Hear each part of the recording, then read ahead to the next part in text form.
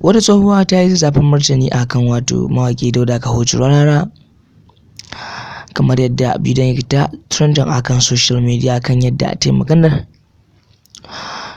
Muna tare cikakken bidiyon a cikin wani channel nan mai albarka mai suna Tushen Hausa 24, da kuma yadda aka ji ta bakin jarumin Dauda Kahutu Rarara game da abin da ke faruwa.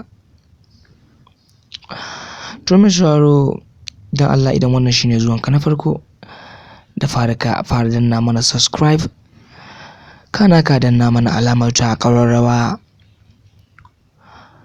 domin hakan shine zai baka damar samun zafaffen labaran mu ingantattu kuma da zarar mun ɗora. Samun kuɗi ka zauna ka shirya tsaf domin kallon cikakken bidiyon da kuma channel mai albarka mai suna Tushen Hausa 24. Samun kuɗi ka zauna ga cikakken batun ya zuwa, mun gode. To assalamu alaikum wa rahmatullahi ta'ala barakatun masu sauraro. Wata tsohuwa kenan da ta zafin martani akan wato mawaƙi Dauda Kahutu Rarara. A ta wani ɓangaren kuma shahararren ƙungiyar nan ta duniya wato ECOWAS ta turawa shugaban ƙasar Niger na yanzu wanda ya juya mulki a hannun wato Bazoum, sun aika mai da takarda cewa ya maza ya bada mulki a hannun wanda ya karɓe shi, sun ba shi nan da kwana 7. To mai sauraro kan muska kura surutu, ita dai wannan tsohuwa ta kasance ita ma fanse a kan wannan jarumi Dauda Kahutu Rarara.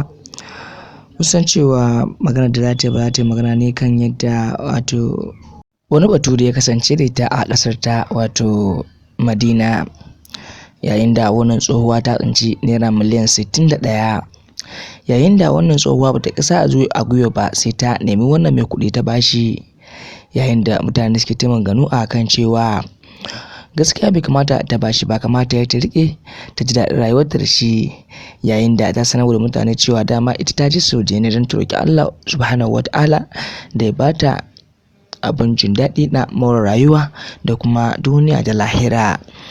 To amma a wani ɓangaren mutane na ta surutu kan cewa bai kamata wai ta mai da kuɗin ba, kuma ta san cewa idan ta ci wannan kuɗi ba nata bane, ta san cewa ta ci haram kuma Allah zai tambaye ta akan wannan kuɗi da ta tsinta.